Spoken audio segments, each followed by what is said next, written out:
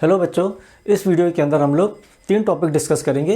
Elastic limit, Hooke's law और coefficient of elasticity. तो चलिए हम शुरू करते हैं और सबसे पहला टॉपिक आज हम डिस्कस करेंगे इलास्टिक लिमिट। देखिए, हम लोग जानते हैं कि यदि किसी बॉडी पे यदि हम डिफॉर्मिंग फोर्स लगाएंगे तो उस बॉडी का कॉन्फ़िगरेशन चेंज हो जाएगा। तो अब सवाल ये है कि उस बॉडी पे हम कितना डिफॉर्मिंग फोर्स लगाएं। तो ये हमारी मर्जी, हम जितना डिफॉर्मिंग फोर्स लगाना चाहें तो उस बॉडी पे हम लगा सकते हैं। लेकिन हम ये बात करेंगे एक लिमिट की, एक पर्टिकुलर लिमिट की। उस लिमिट तक यदि हमने उस बॉडी पे डिफॉर्मिंग फोर्स लगाया हमने, और जैसे डिफॉर्मिंग फोर्स को जब हम रिमूव करेंगे तो बॉडी ये अपने ओरिजिनल कॉन्फ़िगरेशन को रिगेन कर लेगी। तो वो लिमिट जिस पे बॉडी अपने ओरिजिनल कॉन्फ़िगरेशन को रिगेन कर रही है, तो उसी लिमिट को हम लोग उस बॉडी की क्या कहते हैं, इलास्टिक लिमिट कहते हैं। और इसी को मैंने यहाँ सिंपली डिफाइन किया है। Elastic limit is the maximum limit of deforming force up to which if deforming force is remove the body regain it original configuration. यदि उस लिमिट तक हमने डिफॉर्मिंग फोर्स को रिमूव किया तो बॉडी अपने ओरिजिनल कॉन्फ़िगरेशन को रिगेन कर लेगी। और जो इलास्टिक लिमिट है ये किसकी प्रॉपर्टी होती है, ये बॉडी की प्रॉपर्टी होती है। अब सपोज कीजिए मेरे पास 2 स्केल है, एक स्केल 15 सेंटीमीटर की है और एक 30 सेंटीमीटर की, और जो दोनों जो स्केल है वो सेम मटेरियल की बनी है। मान लिया हम लोगों ने स्टील की बने हैं यहाँ पे, तो लेकिन देखिए दोनों की लेंथ अलग है। यहाँ पे जब दोनों की लेंथ अलग है तो दोनों की जो इलास्टिक लिमिट होगी वो भी क्या होगी, अलग होगी। तो इसलिए इलास्टिक लिमिट किस पे डिपेंड कर रही है, किसकी प्रॉपर्टी है, तो बॉडी की प्रॉपर्टी है। इसलिए देखो मैंने मेंशन किया elastic limit is the property of body. लेकिन जो इलास्टिसिटी जो होती है ये किसकी प्रॉपर्टी होती है, तो ये होती है nature of material of body की प्रॉपर्टी होती है। जो बॉडी है वो किस मटेरियल की बनी है। अब देखिए फिर से हम 2 स्केल लेंगे, एक हमने 15 सेंटीमीटर की स्केल ली है और एक 30 सेंटीमीटर की स्केल ली है, और दोनों जो स्केल है वो सपोज कीजिए स्टील की बनी है। अब देखिए दोनों की लेंथ अलग है लेकिन मटेरियल कैसा है, मटेरियल दोनों का सेम है। तो इसलिए जो इलास्टिसिटी है दोनों स्केल की कैसी होगी, सेम होगी यहाँ पे। इसलिए मैंने यहाँ मेंशन किया हुआ है elasticity is the property of material of body. तो ये हमने डिस्कस कर लिया इलास्टिक लिमिट। अब हम नेक्स्ट टॉपिक डिस्कस करेंगे हुक्स लॉ। तो देखिए इलास्टिक लिमिट जो भी अपने टॉपिक डिस्कस किया, इसी टॉपिक के बेस पे जो हुक्स लॉ है उन्होंने क्या किया, एक एक्सपेरिमेंट किया। उस एक्सपेरिमेंट को उन्होंने वेरीफाई किया, उसके बाद उन्होंने एक स्टेटमेंट दिया और उसी स्टेटमेंट को हम लोग कहते हैं हुक्स लॉ कहते हैं। तो हम लोग क्या करेंगे, सबसे पहले उस एक्सपेरिमेंट पे हम लोग डिस्कस करेंगे।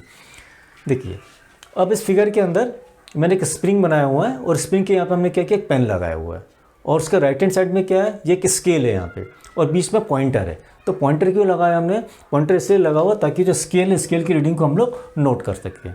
अब सपोज कीजिए एक नॉर्मल कंडीशन के अंदर जब हमने पेन पे कोई वेट रखा नहीं है, जो स्प्रिंग है उस समय पॉइंटर की रीडिंग कितनी बता रहा है, अब सपोज कीजिए 4.5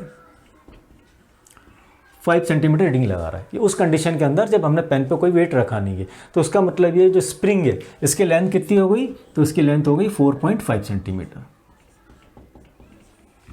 अब हमने क्या किया, जो पेन है पेन पे 50 ग्राम का हमने वेट रखा, हमने 50 ग्राम का वेट रखा। जैसे ही हमने 50 ग्राम का वेट रखा ये पॉइंटर शिफ्ट हो जाएगा, और सपोज कीजिए इस वक्त पॉइंटर की रीडिंग कहाँ आ गई है, 5 सेंटीमीटर पे आ गई, 5 सेंटीमीटर पे आ गई। अब हमने क्या किया, 50 ग्राम का वेट और रखा इस पर, तो ये 100 ग्राम हो गया। तो हमने देखा अब हमारे पास जो पॉइंटर है वो किस पे आ गया, 5.5 सेंटीमीटर पे आ गया ये। अब हमने फिर से 50 ग्राम का वेट रखा इस पर, तो अब देखा पॉइंटर हमारा ये आ गया 6.0 सेंटीमीटर पे आ गया। अब हमने फिर से 50 ग्राम का वेट रखा इस पर, तो टोटल हो गया हमारे पास में 200 ग्राम, और पॉइंटर कहाँ आ गया, पॉइंटर आ गया 6.5 सेंटीमीटर पे। अब इसमें आप एक चीज़ ये देखिए कि जब हम 50 ग्राम का वेट जब हम इसमें इंक्रीज़ कर रहे हैं तो हम ये चीज़ देख रहे हैं कि हर 50 ग्राम पे जो एक्सटेंशन है वो कितना हो रहा है, 0.5 सेंटीमीटर हो रहा है यहाँ पे। अब इसी को यदि मैं ग्राफ के फॉर्म में रिप्रेजेंट करना चाहूँगा तो हमने क्या किया, एक्स एक्सेस पे हमने अप्लाइड लोड लिया हुआ है कि कितना लोड हम लोग अप्लाइड कर रहे हैं, और वाई एक्सेस पे हमने एक्सटेंशन लिया हुआ है। तो ये जो डाटा मेरे पास आया हुआ है, तो इस डाटा के बेस पे यदि मैं ग्राफ प्लॉट करूँगा तो हम देख रहे हैं हमारे पास क्या आ रहा है कि स्ट्रेट लाइन आ रहा है यहाँ पे। तो इसका मतलब ये है कि जो लोड हम रख रहे हैं इस पर ये डायरेक्टली प्रोपोर्शनल किसके हो गया, एक्सटेंशन से हो गया। क्योंकि हर बार जब हम 50 ग्राम का वेट हम रख रहे हैं तो हम देख रहे हैं कि हर बार में उसमें एक्सटेंशन कितना हो रहा है, 0.5 सेंटीमीटर इंक्रीज होते जा रहा है। तो इसी के बेस पे, इसी स्टडी के बेस पे और इसी वेरिफिकेशन के बेस पे, इस एक्सपेरिमेंट के वेरिफिकेशन के बेस पे हुक्स ने अपना लॉ दिया, और इसी लॉ को देखो सिंपली मैंने लिखा हुआ है, extension produce in the wire is directly proportional to the applied within elastic limit. अब सवाल ये कि इलास्टिक लिमिट क्या है इसके अंदर।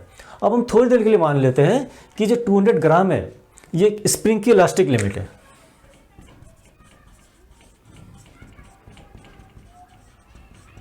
हमने थोड़ी देर के लिए मान लिया कि जो 200 ग्राम है ये स्प्रिंग की क्या है, जो बॉडी है इसकी ये इलास्टिक लिमिट है। इसका मतलब ये है कि यदि 200 ग्राम का वेट जब मैं इसमें से रिमूव करूँगा, इस पेन में से रिमूव करूँगा, तो जो स्प्रिंग है इस वक्त स्प्रिंग 200 ग्राम पे जो स्प्रिंग है इसमें एक्सटेंशन टोटल कितना हो गया, 6.5 सेंटीमीटर का हो गया।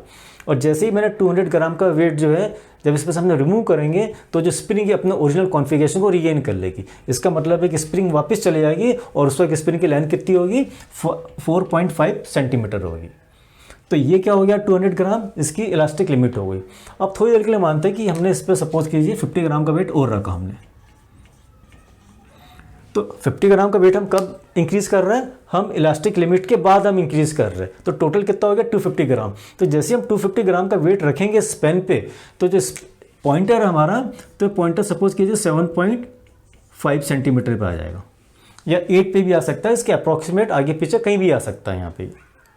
तो अब देखिए हमने पहले इलास्टिक लिमिट तक ये देखा था कि 50 ग्राम पे कितना एक्सटेंशन हो रहा था, 0.5 सेंटीमीटर का हो रहा था। लेकिन जैसे ही हमने यहाँ पे 50 ग्राम का वेट रखा है तो हम देख रहे हैं यहाँ पे इसमें एक्सटेंशन कितना हो गया, तो ये हो गया 1 सेंटीमीटर का। तो इसका मतलब ये है कि 50 ग्राम क्या इसके प्रोपोर्शनल है क्या, यहाँ पे ये नहीं है। अब यदि हम इस 250 ग्राम के वेट को यदि हम रिमूव करेंगे तो हमारा जो स्प्रिंग है, अब स्प्रिंग की लेंथ कितनी हो जाएगी, तो उसकी लेंथ हो जाएगी 4.7 सेंटीमीटर, क्योंकि इसने अपने ओरिजिनल कॉन्फ़िगरेशन को रिगेन नहीं किया। क्यों रिगेन नहीं किया, क्योंकि हमने क्या किया था, इलास्टिक लिमिट को क्रॉस कर दिया था। तो इसलिए जो हुक्स लॉ है वो कब तक एप्लीकेबल होता है, तो वो सिर्फ बॉडी की इलास्टिक लिमिट के अंदर ही वो एप्लीकेबल होता है। तो देखिए अब हुक्स लॉ को हम लिख सकते हैं यहाँ पे, extension is directly proportional to load applied within elastic limit. अब देखिए इसमें एक इंपॉर्टेंट पॉइंट हो रहा है कि यदि हमारे पास कोई बॉडी है, उस बॉडी में हम डिफॉर्मिंग फोर्स लगा रहे हैं, तो उसका क्या हो रहा है, कॉन्फ़िगरेशन चेंज हो रहा है। कॉन्फ़िगरेशन चेंज हो रहा है, इसका मतलब बॉडी क्या हो रही है, डिफॉर्म हो रही है, उसका डिफॉर्मेशन हो रहा है। तो देखिए डिफॉर्मेशन इलास्टिक लिमिट के अंदर किसी भी फॉर्म में हो सकता है, वो स्ट्रेच भी हो सकती है, कंप्रेस भी हो सकती है, बेंड भी हो सकती है और ट्विस्ट भी हो सकती है। इसलिए इस पॉइंट को मैंने यहाँ मेंशन किया है कि Hooke's law applicable on all deform body, हर प्रकार के डिफॉर्मेशन पे ये एप्लीकेबल होगा, चाहे उसको कंप्रेस कर ले हम लोग, स्ट्रेच कर ले, बेंड कर ले या फिर उसकी ट्विस्टिंग कर ले हम लोग। अब देखिए 1807 में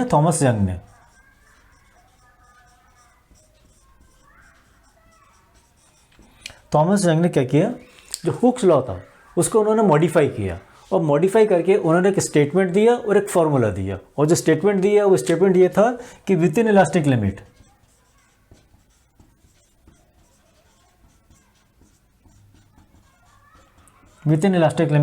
stress is directly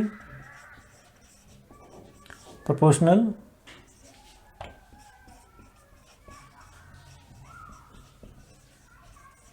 to strain. और फॉर्मूला क्या था उनका, stress directly proportional to strain. Thomas Young ने हुक्स लॉ को मॉडिफाई करके स्ट्रेस और स्ट्रेन के फॉर्म में इसको प्रेजेंट किया। और स्ट्रेस स्ट्रेन हम लोग लास्ट वीडियो में पढ़ चुके हैं, यदि इसके बारे में आपको डिटेल में पढ़ना है तो आई बटन पर क्लिक करके आप लोग पढ़ सकते हैं यहाँ पे। तो हुक्स लॉ ने क्या कहा, जो स्ट्रेस है तो उन्होंने कहा स्ट्रेस प्रोपोर्शनल होता है किसके, लोड अप्लाइड के, या लोड के प्रोपोर्शनल होता है। वो स्ट्रेन किसके प्रोपोर्शनल होता है, तो उन्होंने कहा स्ट्रेन होता है किसके, एक्सटेंशन के प्रोपोर्शनल होता है। तो अब ये जो फॉर्मूला है, अब इस फॉर्मूले में यदि हमें प्रोपोर्शनल का साइन हटाना है तो हम क्या करेंगे, हम लिखेंगे stress is equal to constant strain. अब हम कांस्टेंट को लिख सकते हैं हम लोग, constant is equal to stress by strain. तो ये कांस्टेंट है यहाँ पे, तो इसी कांस्टेंट को हम लोग कहते हैं कोफिशिएंट ऑफ इलास्टिसिटी या मॉडुलस ऑफ इलास्टिसिटी। कांस्टेंट, इसी कांस्टेंट को कहते हैं हम लोग कोफिशिएंट ऑफ इलास्टिसिटी या मॉडुलस ऑफ इलास्टिसिटी।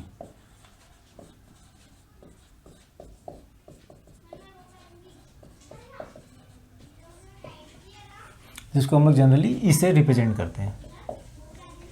अब देखिए जो ई हमारे पास में मॉडुलस ऑफ इलास्टिसिटी, तो इसकी एस आई और एम के एस, इसकी एस आई और एम के एस यूनिट क्या होगी। अब देखिए कांस्टेंट क्या है, मॉडुलस ऑफ इलास्टिसिटी है, तो देखिए हमें पता है स्ट्रेस की यूनिट क्या होती है, न्यूटन पर मीटर स्क्वायर। तो हम लिख सकते हैं यहाँ पे न्यूटन पर मीटर स्क्वायर, और हमें पता है जो स्ट्रेन है वो क्या होता है, यूनिटलेस होता है। तो मॉडुलस ऑफ इलास्टिसिटी की यूनिट क्या हो गई, न्यूटन पर मीटर स्क्वायर, और हमें पता है न्यूटन पर मीटर स्क्वायर को हम लोग पास्कल, शॉर्ट में पीए से भी प्रेजेंट करते हैं हम लोग।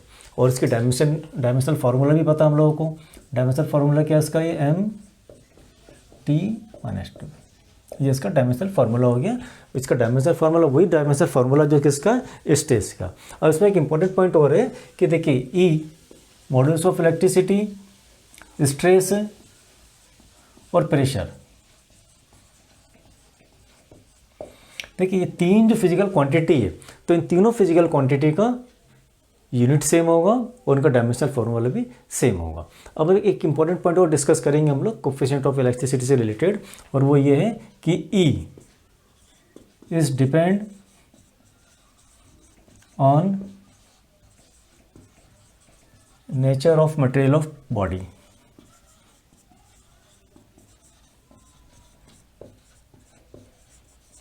And independent of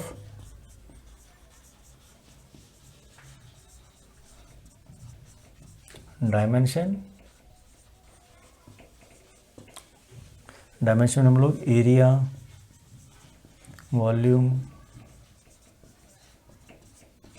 of body. इसका मतलब ये है कि जो कोफिशिएंट ऑफ इलास्टिसिटी, ये जो मॉडुलस ऑफ इलास्टिसिटी है, ये किस पे डिपेंड करेगी, सिर्फ nature of material of body पे डिपेंड करेगी। इसका मतलब है कि सपोज कीजिए मेरे पास दो स्केल है, एक स्केल 30 सेंटीमीटर की है और एक स्केल 15 सेंटीमीटर की है। तो देखो दोनों स्केल सेम मटेरियल की बनी हुई है, सेम मटेरियल की बनी हुई है, तो दोनों की मॉडुलस ऑफ इलास्टिसिटी क्या होगी, सेम होगी यहाँ पे। लेकिन देखो दोनों की लेंथ अलग है, इसका मतलब दोनों का डायमेंशन अलग है, तो इस पर डिपेंड नहीं करेगा, चाहे वॉल्यूम अलग हो, उनका एरिया अलग हो, लेकिन अगर मटेरियल सेम रहेगा यहाँ पे ये, तो उनका मॉडुलस ऑफ इलास्टिसिटी सेम होगी। इसलिए इसको मेंशन किया हुआ है कि E is depend on the nature of material of body but independent of the dimension of body.